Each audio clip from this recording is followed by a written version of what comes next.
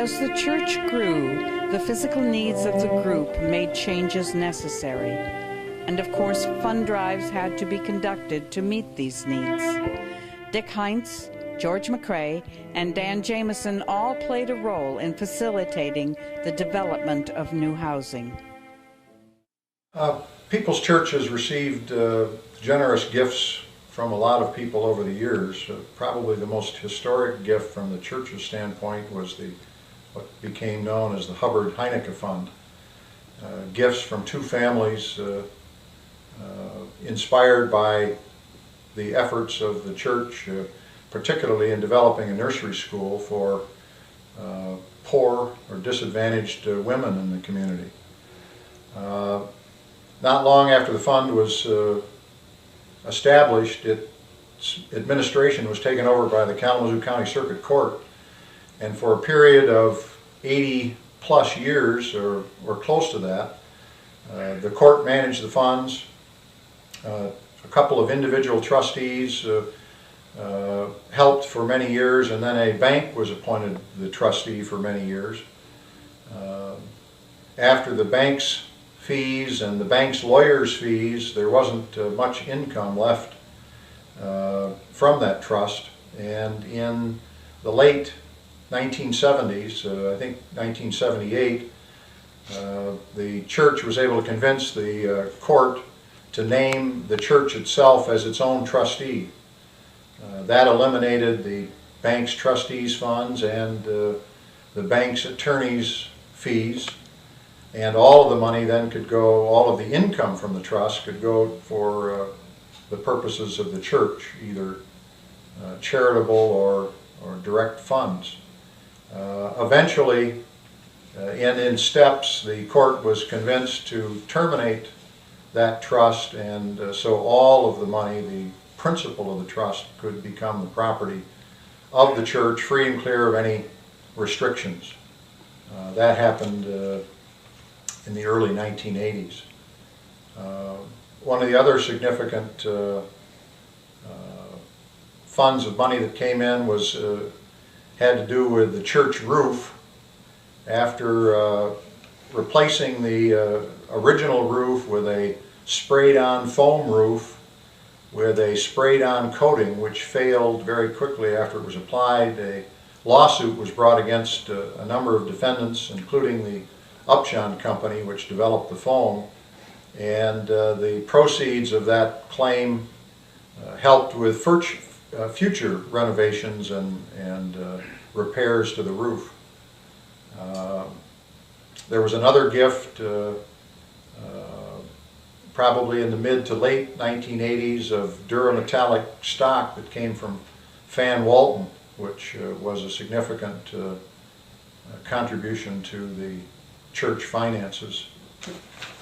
We now come to the fact that the church was located downtown in a very restricted lot size, and we had felt a social imperative to stay downtown, and we had actually built a separate building built for the religious education, but the main structure was still very unsatisfactory, and people remember different reasons for leaving downtown. I remember the parking as being a particularly difficult situation because there was virtually no parking on the lot itself. It was taken up by the church structure, and then the parking that had previously been available then was taken up by the RE building.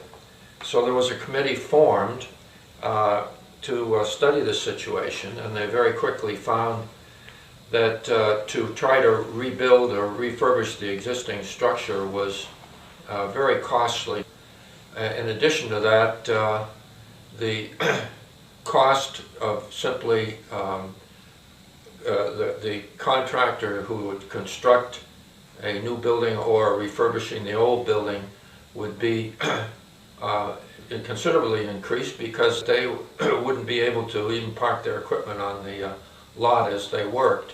Meant that the construction costs would be about doubled over what it was when you could build in the outlying areas beyond the city limits. So it became a financial consideration that gradually most committee members came to agree with. At any rate, we did receive some assistance from the UUA in this respect with a expert on fundraising who said that if we could reduce the cost to under about $265,000, it was well worth it was feasible to do so. The only way this could be done would be to go outside of the city limits where the zoning laws were not as stringent and where the construction costs weren't as great. So we ended up with the design of a structure that was well under $300,000. There were some compromises made early in the game to get the cost based on the contractor's bids to under that $300,000 figure, but the structure was built and came in approximately at cost. There were some problems later on that made us regret we hadn't spent, say, an extra $30,000 or $40,000, particularly in the area of the roof. I guess I could say, end up by saying, as a result of these considerations, the Long-Range Planning Committee led the way in convincing the congregation that despite the social needs of the downtown, that it would be necessary that we move out of the downtown area. This occurred before the sensitivity to historical buildings took place, or we probably would have had a great deal of trouble selling it to a party who immediately raised the old structure, and right now that's a parking lot, and the RE building is now offices for a telephone answering service.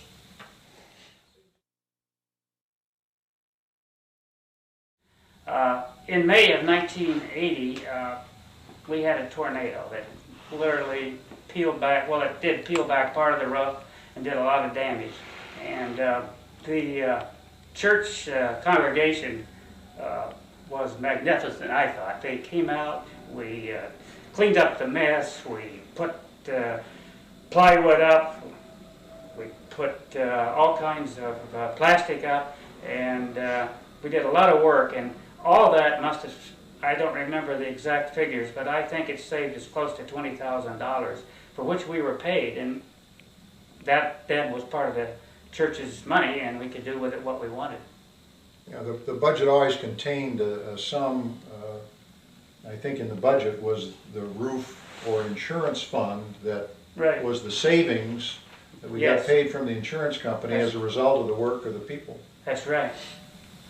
And I might just mention that the Hubbard-Heinecke Fund, once the court released its grasp of those funds and turned them over to People's Church, the Finance Committee and the board determined that that money would remain in an endowment fund of some sort to use the income from that rather than just adding that money to the general fund to be used up. So in a way they have carried on the memory of those two families that gave the funds to the church oh so long ago. Mm-hmm.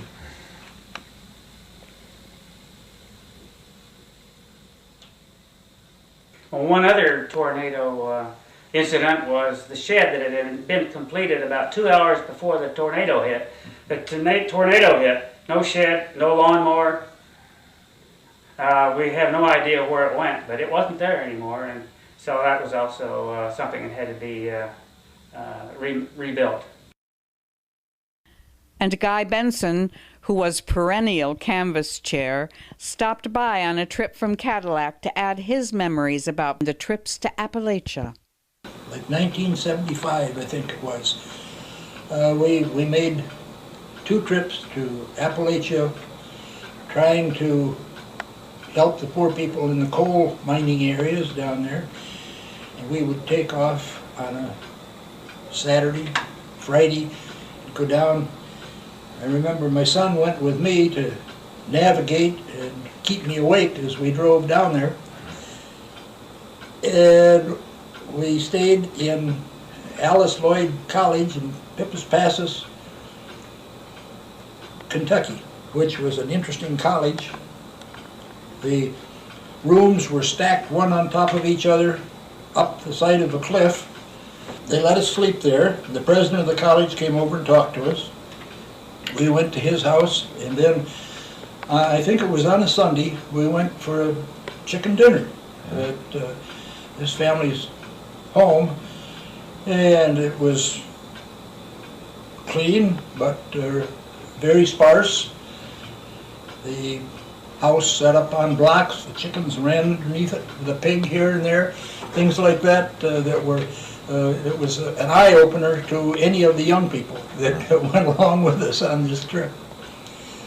So that was one of the things that we did, and these trips were made, I believe, 2 years. I only made one trip down there. Those various buildings at Park and Level and on 10th Street required constant maintenance. Prominent among those who took responsibility for those structures were Steve Ferguson, Alan Parcells, and Mark Gernsback, who recalled some of those activities. Well, I guess my first involvement with House and Grounds was, several years after we moved into the church building on 10th Street. And I'd done a little bit of work in the classrooms, putting in some wooden strips for mounting bolsters and things like this. And then I had children in RE, and the nursery at that time was just a bare concrete block. And I thought this was kind of a dreary way to start off a child's religious life. It looked more like an institution of some kind. So I went to the board and volunteered to do some paint the nursery if they would provide the paint. And I found out very quickly that the concrete just soaked up paint like a sponge, and the donated paint didn't last very long at all. And so I had to go back to the board and get some money and buy some more paint. And so that summer I took vacation time and got the nursery painted. We had various work parties set up to do the hallways and the entranceways to the classrooms. And then we had various groups using the building volunteer to do some of the classrooms. And then later on, Art Spradling and John Baker and I did put in paneling in two of the offices, what is now Jill's office, which at that time was the library, and then what is now Jane's office was Roger's original office. So bit by bit we finished off the building. We did the initial installations in the kitchen. I remember the Arch and Bill Clark and I think Rich Reynolds and I were instrumental in doing the kitchen. We got cabinets, pre-made cabinets, hung those on the walls and around the floor. And the floor itself, we had a covering put on the floor. We got those two used gas ranges. They're from a restaurant in Vicksburg, I recall. One of the major problems we had was an adequate supply of water. When the building was first erected, we had a well and a pump, and we had difficulties in maintaining adequate pressure in the water lines, particularly when we had a large function like the annual meeting, and then we would have a break period, and then everybody would go to the John and use it, and the water supply would just plummet to zilch. And so we was quite glad to learn that the city of Kalamazoo was planning to pipe water under 131 and up into that area, the West Point area. And of course we as soon as we could tied into that, so that solved that water problem. The other outdoor thing that I recall being active with is putting up that curved stone carved sign saying People's Church by the front walkway by the parking lot. This was one of the last things that was taken from the old building at Park and Lovell. Along, and if you've seen pictures, you recall there was kind of a round tower-like structure, and this piece of stone was shaped to fit into that round structure. So that was salvaged when that building was torn down. And then of course the sign, the window rather, that goes over the entranceway, which was used to be in the commons for many years until we enlarged the lobby. I did try to bring from the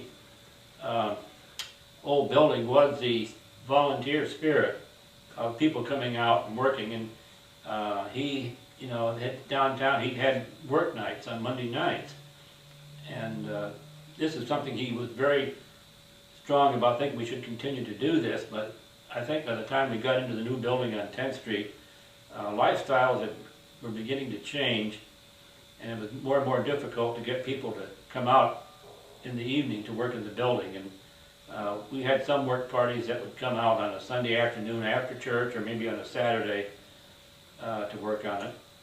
Well, Alan, you were still organizing work parties when Connie and I moved to Kalamazoo in '74, and in fact we really appreciated that because it was a way for us to get involved in the church and get started learning about the church. And I remember we put on quite a bit of that paint that soaked into the concrete blocks. And, Yeah.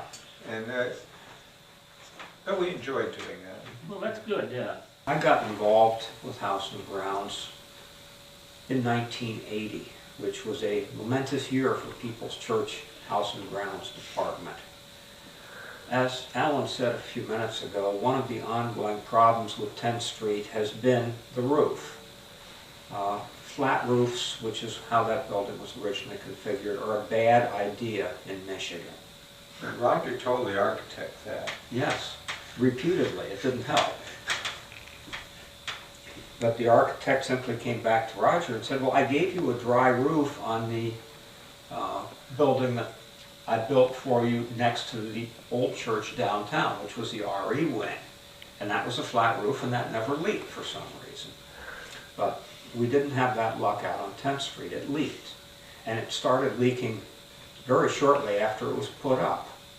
And the roofing company came back repeatedly trying to stop the leaks, and it never really got stopped. In the beginning of 1980, the board decided they had heard somebody sold a board on one of these new closed cell urethane foam roofs. It's sprayed on.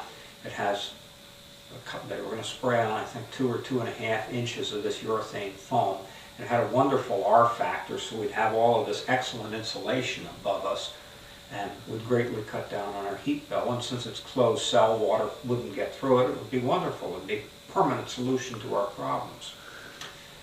So we told them to go ahead, and at middle of April or thereabouts of 1980, they sprayed the roof. About 2 weeks later, it was leaking. And then in May of 1980, we got hit by a tornado, which many of you will remember. That was, Arch, it was all right to interrupt. Sure, go ahead. But at the time, Connie was president of the board and Wally McKinnon was the administrator. And he started volunteering as administrator when Roger went on sabbatical. So Wally McKinnon was in the church by himself when the tornado hit. And he called our house first because Connie was president and said that I should start calling people and maybe get some volunteers to come out to the church because the tornado had hit the church and all the windows were out and all the ceiling tiles were down and sections of the roof were gone. And as he was a little bit shaken, so the first person I called was Roger, and Roger said, well, Wally does tend to exaggerate, but... And then Connie got home, and she said she tried to drive home from the nature center, and she kept heading west trying to find a north-south road that wasn't blocked, and finally she wound up on 10th Street and went by the church and then checked it out, and indeed was pretty heavily damaged. So, but we called around to get some volunteers out, and pretty soon the whole church was full of volunteers, and put plywoods over the windows, secure it, and started shoveling out the debris that was in the church. And I was really impressed on the attitude of people. They just showed up and went to work. Tell them about staying in it overnight. Yeah, we had to post guards, armed Church guards, was as I open. recall. Yeah. The church was open. Yeah, that's right. I do recall one of those was Guy Benson, who was an avid deer hunter anyway, so he was properly equipped, you might say.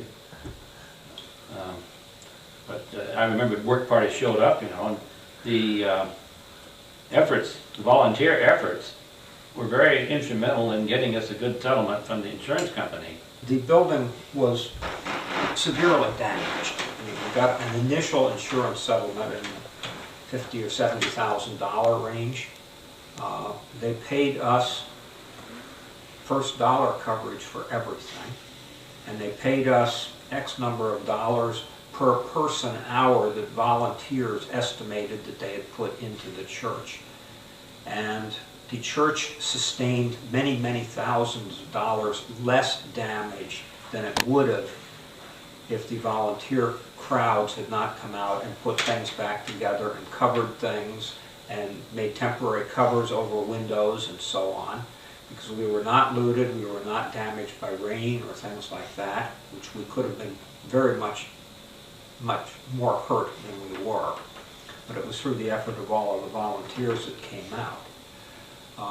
The cellar-story windows and the sun scoop of the roof were blown out, and Denise and I and our year-old daughter Zoe in a playpen were up there putting covers on those that survived until very recent times. The church slowly got put back together. The roofing people came back, cut out the damaged sections, attacked them, put new material in, and then refoamed the roof. And again, we thought we were good to go. Well, given the history of this place, not surprisingly, almost immediately thereafter, the roof was leaking again. And it continued to leak. The foam was everything that it claimed to be. It's closed cell and water can't get through it as such, but they never told us, or they never realized, that the way the roof is constructed, the deck of the roof and the sides of the building are made out of different materials, and they have different thermal expansion rates. And the foam literally was pulled apart around the entire perimeter of the building.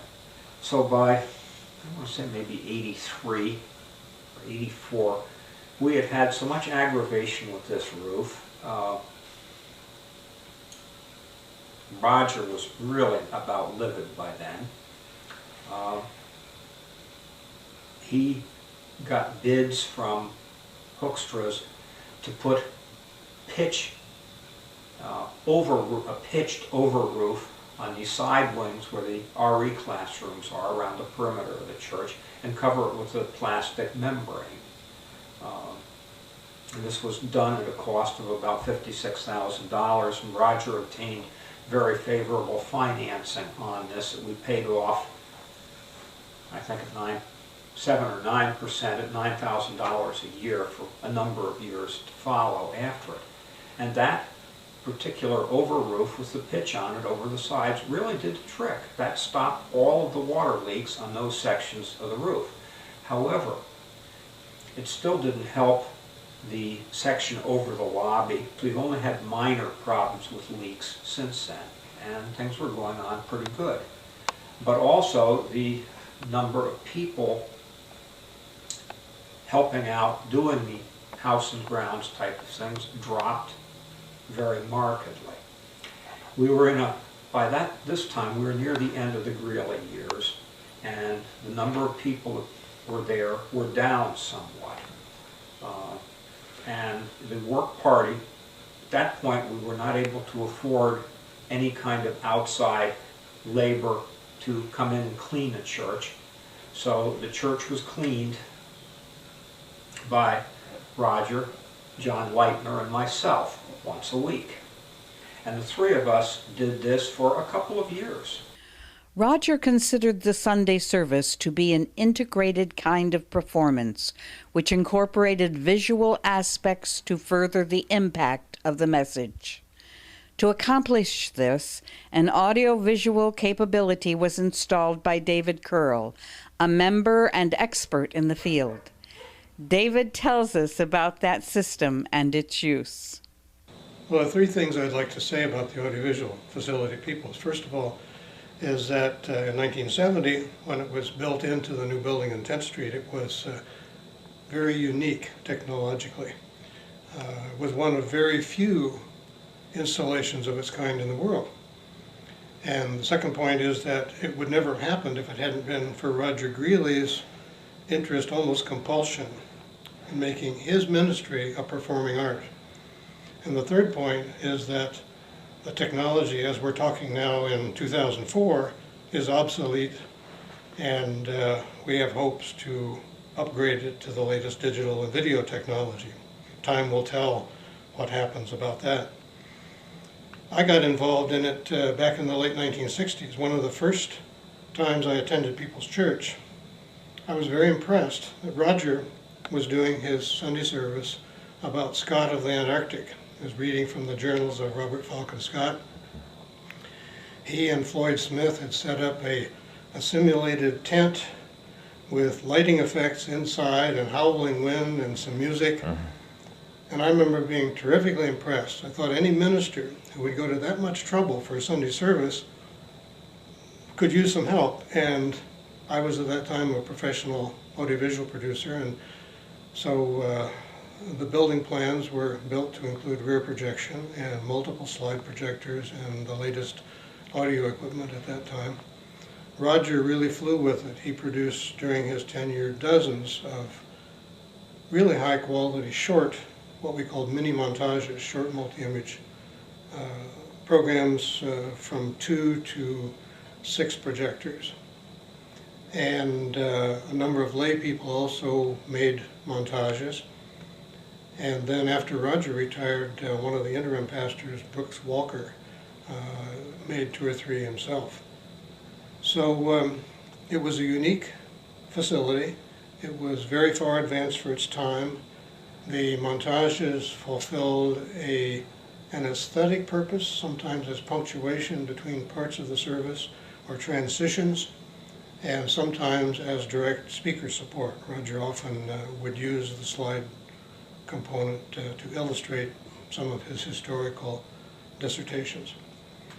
So I was very proud to have been a part of it from the beginning, and a number of People's members participated, and we'll see what the future holds.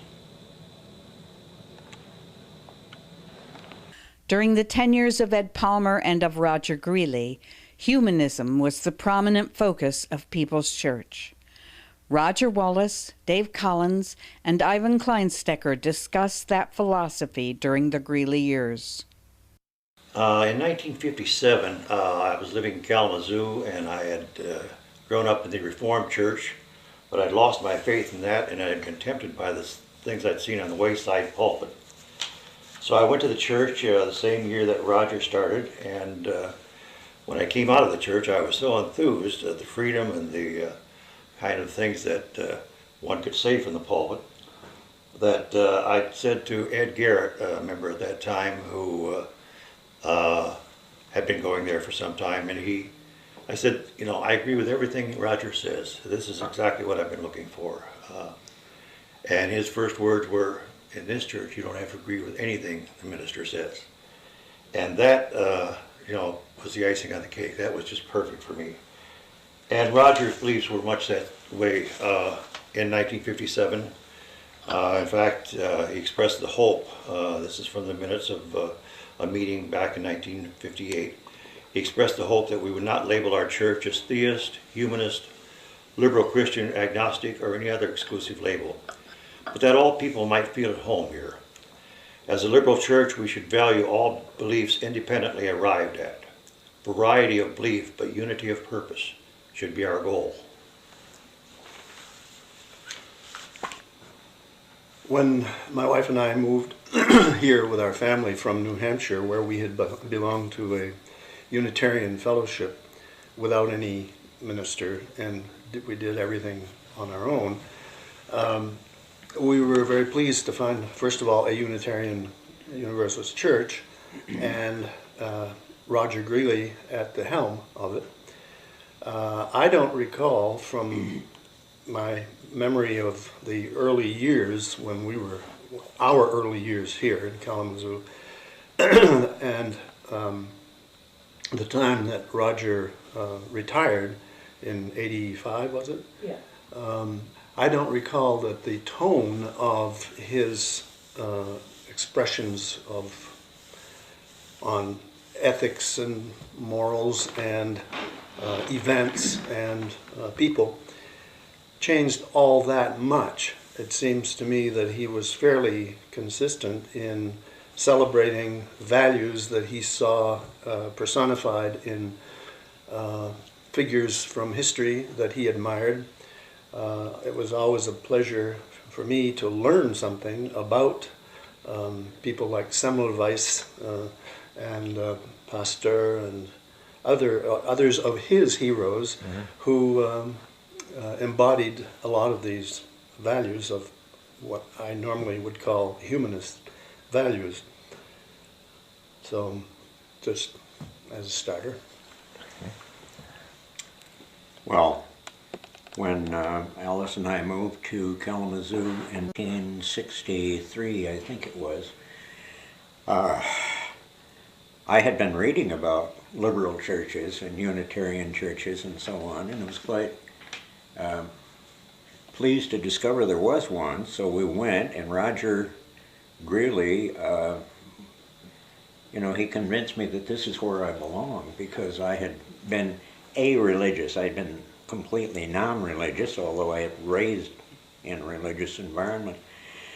And I suppose now I'm not a humanist. I had no intention of ever becoming one. I'm probably what might be called an ethical atheist. But the whole idea of mysticism, which is inherent, endemic in established churches, seemed to be missing. In People's Church, it was, in the first place, there was a kind of relationship among the people there, which is very close. And Roger, at that time, was speaking, as you say, Dave, about significant human accomplishment, achievement. His dissertations on explorers in the intellectual world and in the physical world were fascinating. And he at no time espoused any particular belief, but I was mostly impressed, I think, with the fact that many of the people in the church had come from other religions, and some were still in those religions. He introduced some transcendentalist notion of philosophies, if you will. New England people like Emerson, Thoreau, these people were basically non-believers who were maybe humanists.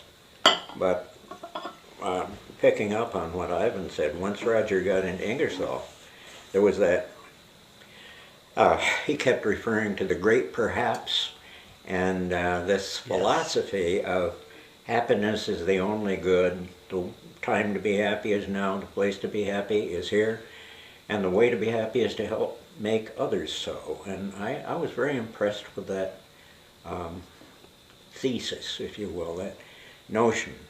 If you think about it, that's probably true if you don't happen to believe in a big critter in the sky. One stance that Roger very much believed in and took, and I think was he was instrumental in spreading the notion within the congregation of a reluctance to have the church as a whole endorse a particular cause or political stance, however much individuals in the church were committed as individuals to forwarding such causes and policies. And he was really quite adamant about encouraging the congregation to stay out of specific endorsements by the whole congregation. I think that since he has departed, we've trended a little bit more in the direction of social activism, and in fact that has become quite a prominent feature of activities in the church at the present moment. Whatever cause one of us might be very much involved with may not be the cause of everyone there, and that was a notion of liberalism. You could believe what you wanted, literally say what you wanted, and there were those who were always going up after church and pointing out to Roger the error of his, you remember Zarifa Greenquist? Right. They would disagree with points he made, and he was perfectly happy about that. In fact, he encouraged people to come up and do their thing. But I think Ivan hit on one thing. Roger not only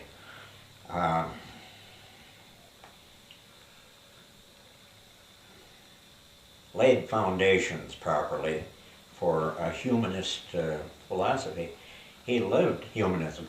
He was a member of the family, of the church family. The church family was, in fact, a very close group. We had picnics, we had plays, dramatic performances, which I think, to some extent, scratched an itch in Roger, because he's at heart, I think he's an actor. He was in the original group of Marines who hit the beach at Iwo Jima. And he spent several weeks in the bloodiest fighting of World War II. He was, I think, about 18 years old. He was a Marine. And that had a very profound influence on his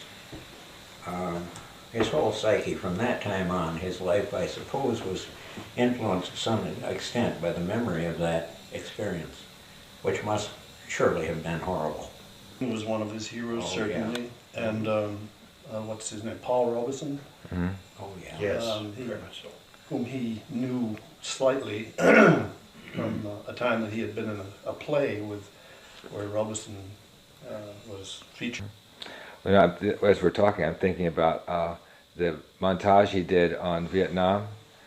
The thing that impressed me is his ability to connect his intellect with his feeling. And in some of the montages, it's just tremendous. And I'm thinking particularly the one he did on Vietnam, in which he was using some arias from Ipalachi, as I recall, and the end phrase there, talking about how Vietnam had degenerated into just a bloodbath. The last line in the aria is "La commedia è finita," and that just knocked people out of their chairs. I mean, I still think about that.